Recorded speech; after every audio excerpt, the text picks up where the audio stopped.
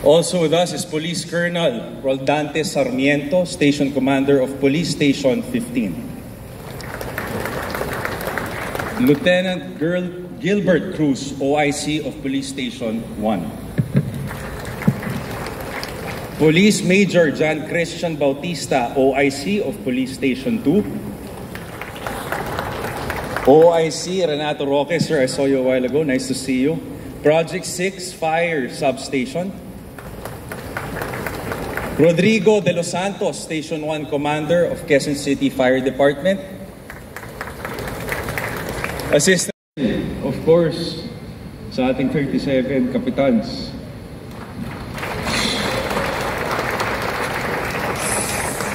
I wouldn't be effective without you. Salamat. Sa ating mga kagawad, mahal na mahal ko po kayo. Salamat sa inyo.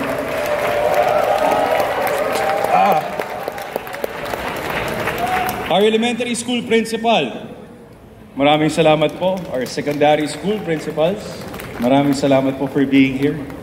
SPTA presidents, maraming salamat po. Solo parents president, nice to see you po. Thank you for all coming here. Seriously, laking bagay po. Nakakataba po ng puso. Our senior citizens presidents, and of course, Aksyon Agad sa Distrito 1 Presidents. Maraming salamat sa tiwala. Maraming salamat. Bago ko po simulan po ang aking mensahe, Kuya Poch at kay Ate Yeng sa ating opisina, Bonifacio.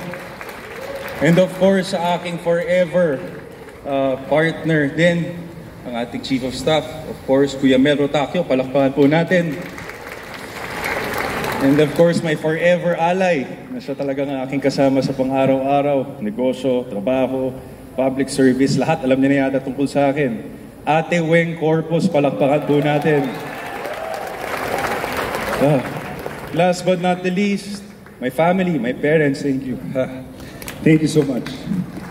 For the family, thank you so much. And to my wife, thank you for your support, as always. Gusto ko lang po, magsimula with a request. Please bear with me because this is a long and comprehensive report. Medyo mahaba po ito. This is the longest speech I have ever delivered.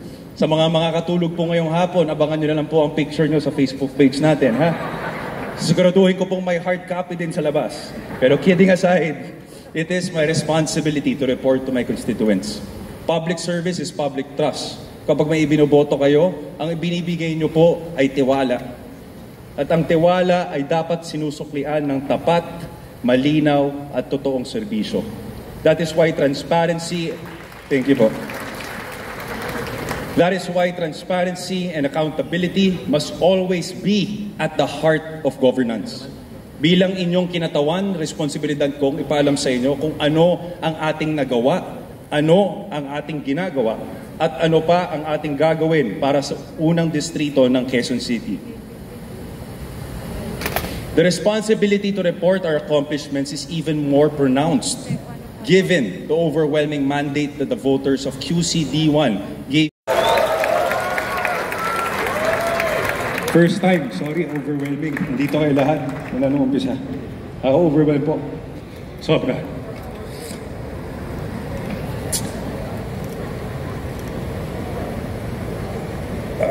Sorry. Wala po ako rito kung hindi dahil sa inyong tiwala.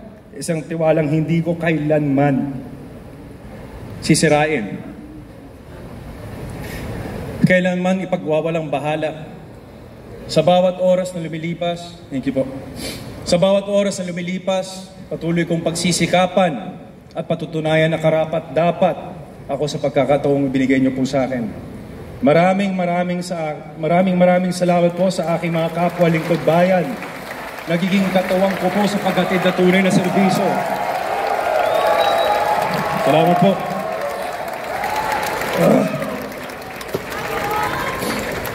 Gusto ko nang kuritin yung sarili ko eh. There are people to thank. Di pa po ako tapos. Thank you, Senator Lito Lapid and Senator Mark Villar for the continuous support sa AIX natin po. Maraming palakpakan po natin sa maraming salamat po. Salamat po, Senator Mig Zubiri, para sa Philippine Eagle Cage. Palakpakan po natin siya.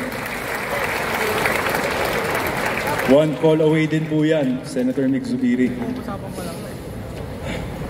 Again, to our Senator with us today, Senator Erwin Tulfo, for always helping me. District 1, maraming salamat. Of course, Representative Rog Gutierrez also, for the riders affected by Typhoon Karina, maraming salamat at lagi ka nandito sa aming distrito.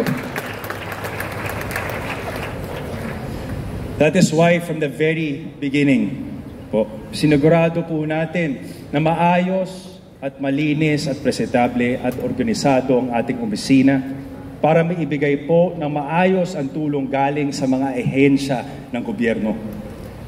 Ngayon po, bago magtapos, higit po sa lahat, sa aking asawa, Min, sa aking pamilya, mami, daddy, to my siblings, to my titos and titas, to my cousins.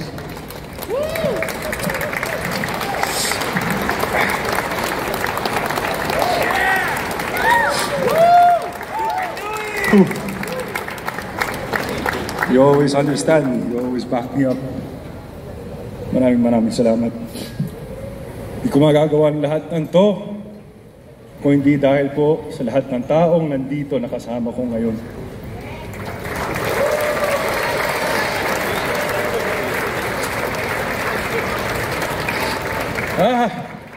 Malapit na po. Kaya natin to. One last thing. One personal note.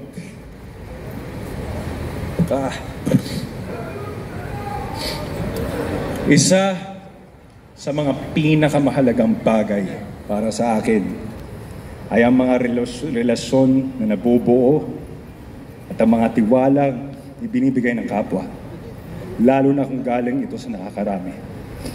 Mula nung tayo ay naupo, isa po sa mga bagay na lubos kong ikinatuwa ang unting-unting paghilom ng mga sugat sa pagitan ng magkaibigan na minsan nagkawatak-watak dahil sa politika. Pero unti-unting naibalik ang samahan dito sa distrito dahil sama-sama na ating pinapaalala. Sama-sama nating pinapaalala na ang eleksyon ay isang araw lamang. Pero ang pagkakaibigan at malasakit sa isa't isa ay panghabang buhay.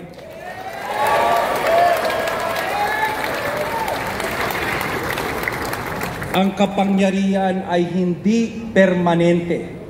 Ito ay isang pagkakataon at tunay na totoong pagkakataon at responsibilidad na gumawa ng mabuti para sa kapwa. Isang oportunidad na mapaputi ang buhay ng iba. Patuloy po ako sa aking misyon dito sa Distrito 1. Hindi naman po ako perfectong congressman. May mga pagkukulang, may mga bagay pa dapat na pagbutihin. Pero araw-araw kong pinipili na maglingkod dahil naniniwala ako na ang mga taga-Distrito 1 ay karapat-dapat sa mas maginhawa at mas maayos na buhay.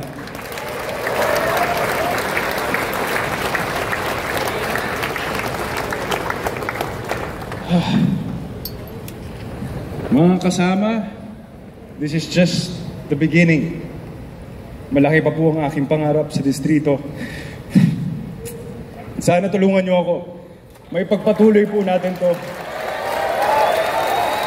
Sana po ay samahan niyo kami, muli ng Team Aksyon agad, sa pagbibigay marangal at tapat na serbisyo dito sa Distrito 1. Maraming salamat. Thank you for believing in me. Thank you for always being there. And it's been my first term. It's been a journey. Thank you. I'm just full of thankfulness. I owe this to each and every one of you, especially to our constituents na nagbigay po tiwala. Ang masasabi ko na lang po, hindi ko po kayo, I won't let you down. And let's go for round 2. Maraming salamat po.